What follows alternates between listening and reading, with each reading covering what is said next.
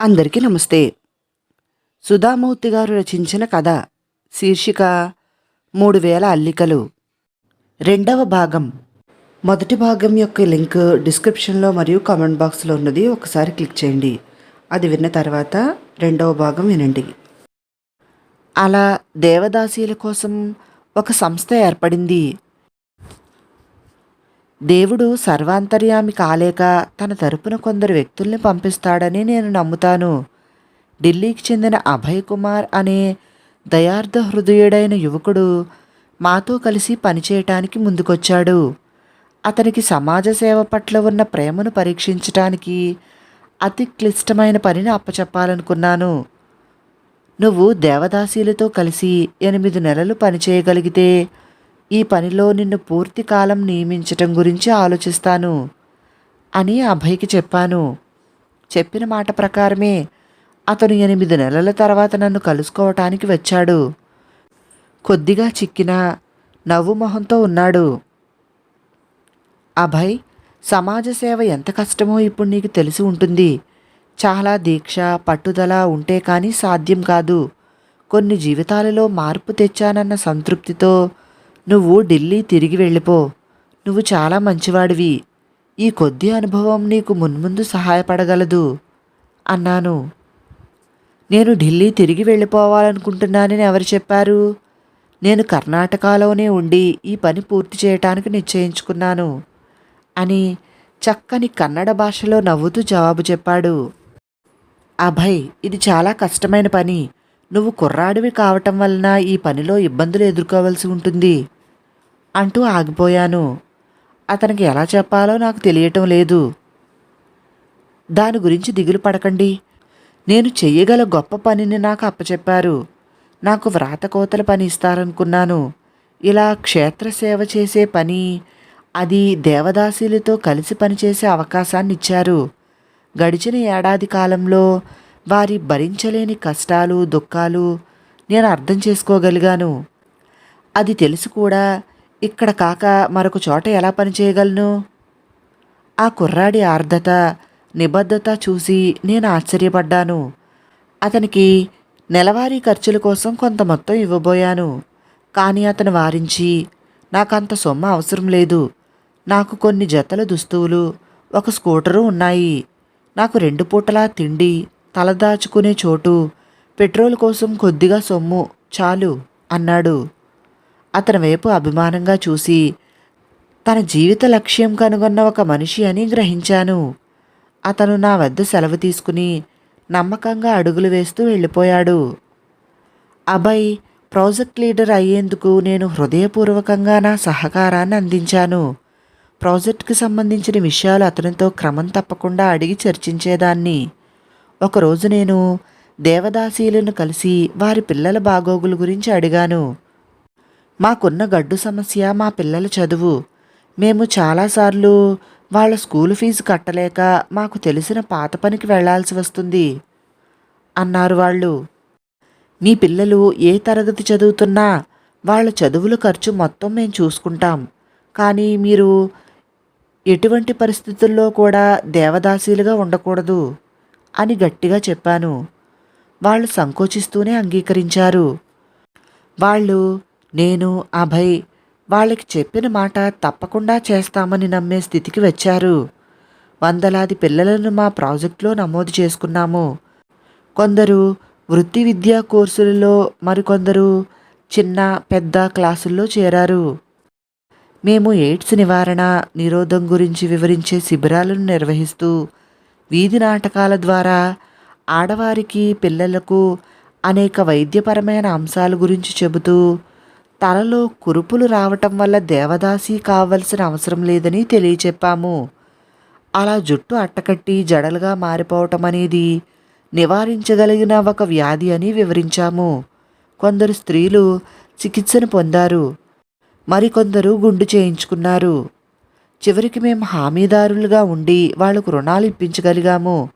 తరచూ వాళ్ళు నన్ను, అక్క మాకు అప్పు ఇప్పించవా? మేము తీర్చకపోతే నిన్ను మోసం చేసినట్లే అవుతుంది కదా.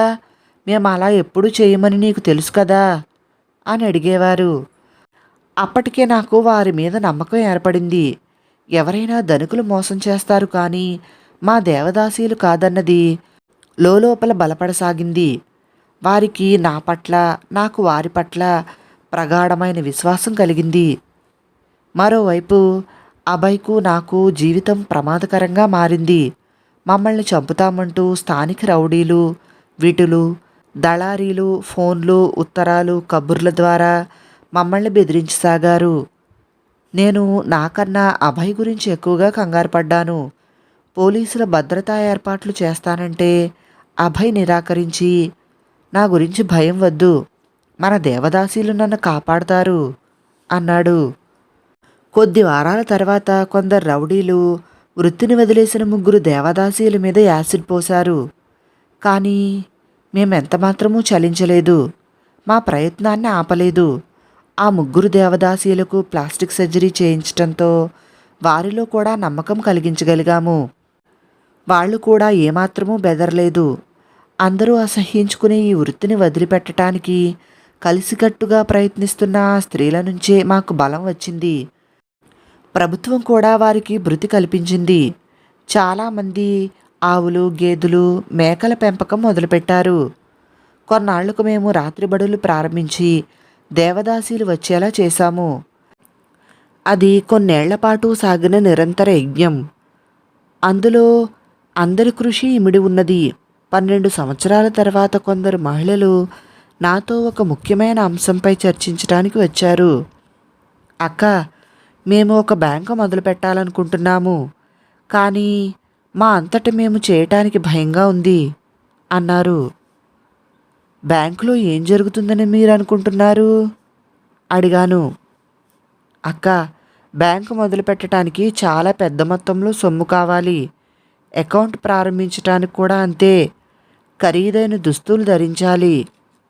బ్యాంకుల వాళ్ళు సూట్లు, టైలు వేసుకుని ఏసీ గదుల్లో కూర్చుని ఉండటం చూశాము.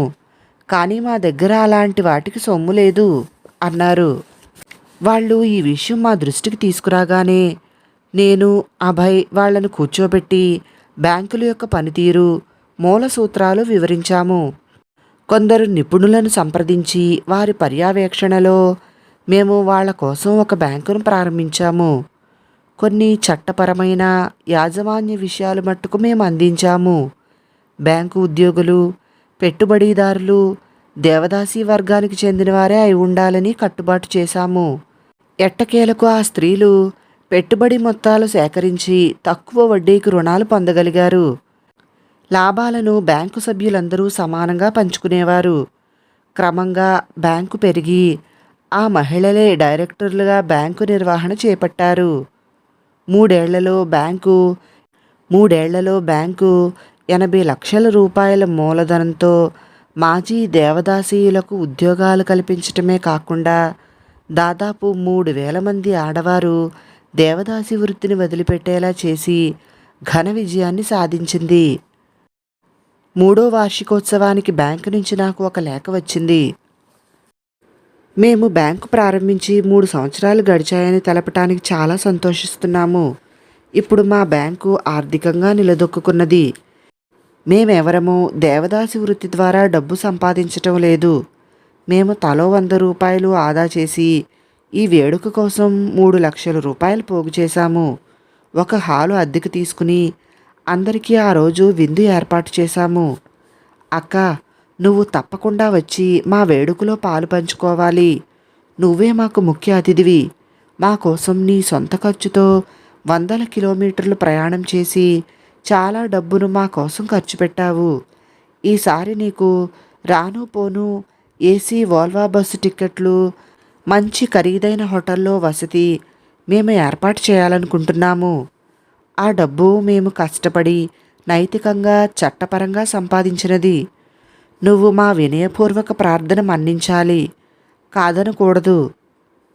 నా కళ్ళల్లో నీరు నిండింది. 17 ఏళ్ల క్రితం నన్ను చెప్పుతో సత్కరించిన వాళ్ళు ఇప్పుడు వాళ్ళ శక్తి కొలది నా ప్రయాణం ఖర్చులు ఇచ్చి ఆహ్వానం పంపుతున్నారు. ఏసీ వోల్వో బస్సు, హోటలు అంటే ఎంత సుఖవంతమైనవిగా వాళ్ళు భావిస్తారో నాకు తెలుసు. నా ఖర్చుతో నేను ఆ వేడుకకు వెళ్ళాలని నిశ్చయించుకున్నాను. ఆ వేడుకలో పూలదండలు, రాజకీయ నాయకుల దీర్ఘ ఉపన్యాసాలు లాంటి మామూలు హడావిడి ఏదీ లేదు. చాలా నిరాడంబరంగా జరిగింది. మొదట కొందరు మహిళలు, దేవదాసీలు వారి కష్టాలు, బాధలను వర్ణిస్తూ వ్రాసిన పాటలను పాడి వినిపించారు.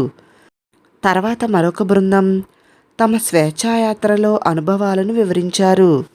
వారి సంతానం ఇప్పుడు డాక్టర్లు, నర్సులు, లాయర్లు, క్లర్కులు, ప్రభుత్వ ఉద్యోగులు, టీచర్లు, రైల్వే ఉద్యోగులు, బ్యాంక్ అధికారులు అయిన వారందరూ వచ్చి తమ తల్లులకు, తమ చదువులకు సహాయ సహకారాలందించిన సంస్థకు ధన్యవాదాలు తెలియజేశారు. ఈసారి మాట్లాడడం నా వంతు. అక్కడ నిలబడిన నేను ఒక్కసారిగా మాటలు రాక మోగబోయాను. నా బుర్రంతా ఖాళీ అయిపోయి మా నాన్న అన్న మాటలు లీలగా గుర్తు తెచ్చుకున్నాను. 10 మంది నిస్సహాయ మహిళలు కష్టాల నుంచి, వళ్ళమ్ముకునే వృత్తి నుంచి బయటపడి స్వతంత్రులుగా మారటానికి సహాయం చేసిన కూతురికి జన్మనిచ్చిన తండ్రిగా నేను గర్వపడుతున్నాను. మామూలుగా నేను మంచి వక్తనే. కానీ ఆ రోజు గొంతు ఉద్వేగంతో నిండిపోయి గద్గదమైంది. ఎక్కడ మొదలు పెట్టాలో తెలియలేదు. జీవితంలో మొదటిసారి నేను దేవుడు ఎదురైతే ధీమాగా నిలబడి విశ్వాసంతో నా జీవితంలో నువ్వెంతో ప్రసాదించావు, దాంట్లో కొంతైనా నీకు తిరిగి ఇవ్వగలిగాను, నీ సంతానమైన 3,000 మందిని అర్థం లేని క్రూరమైన దేవదాసి వ్యవస్థ నుంచి విముక్తుల్ని చేసే సేవను చేశాను. నీ బిడ్డలు, నీ పుష్పాలు, నేను వాటిని తిరిగి ఇస్తున్నాను అన్నాను. అప్పుడు నా చూపు ఆ మహిళల వైపు మళ్ళింది. నేను చెప్పేది వినాలని వాళ్ళు చాలా ఆసక్తిగా ఉన్నారు. అభయ్ కూడా అక్కడ ఉన్నాడు. తను కూడా వాళ్ళ ఏర్పాట్లు చూసి ఆనందంతో పొంగిపోతున్నాడు. నా 6వ ఏట మా తాతగారు నాకు నేర్పిన ఒక సంస్కృత శ్లోకం చదివాను.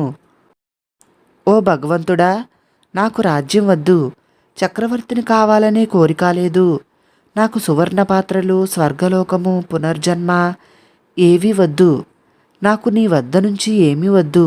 దేవుడా, నాకు నువ్వు ఇవ్వాలనుకుంటే మెత్తని గుండె, గట్టి చేతులు ఇవ్వు, ఇతరుల కన్నీటిని తొడవగల భాగ్యాన్ని ప్రసాదించు. నిశ్శబ్దంగా నేను నా కుర్చీలో కూర్చుండిపోయాను. ఆ సమయంలో వాళ్ళు ఏమనుకుంటున్నారో, ఏం ఆలోచిస్తున్నారో నాకు తెలియదు. ఒక ముసలి దేవదాసి వేదిక మీదకి వచ్చి గర్వంగా నిలబడింది. మేము మా అక్కకి ఒక ప్రత్యేకమైన బహుమతిని ఇవ్వాలనుకుంటున్నాం. ఇది స్వయంగా మేమంతా కలిసి అల్లిన దుప్పటి. దీనికి 3,000 కుట్లు కుట్టాము. ఇది అంత అందంగా ఉండకపోవచ్చు, కానీ మేమందరం ఇందులో ఉన్నాము అంది. ఆమె నా వంక నేరుగా చూసి, ఇది మా గుండెల్లోంచి నీకు అందిస్తున్నాము. శీతాకాలంలో వెచ్చగా, వేసవిలో చల్లగా నీ పట్ల మా అభిమానంలా ఉంటుంది. మా కష్టకాలంలో నువ్వు మా వెన్నంటి ఉన్నావు. మేము నీతో ఉంటాం అంటున్నాము అన్నది దాన్ని అందిస్తూ. ఆ దుప్పటి నా జీవితంలో నేను పొందిన అత్యుత్తమ కానుక. కథ సమాప్తం. విన్నందుకు అందరికీ చాలా చాలా థ్యాంక్స్. నచ్చితే వీడియోని లైక్ చేసి నా ఛానల్ను సబ్స్క్రైబ్ చేసుకోండి ప్లీజ్. మరిన్ని కథలు, నవలల కోసం డిస్క్రిప్షన్లో మరియు కమెంట్ బాక్స్లో ప్లేలిస్ట్లో లింక్స్ ఉన్నాయి, ఒకసారి చూడండి. ధన్యవాదములు. మీ ప్రసన్న.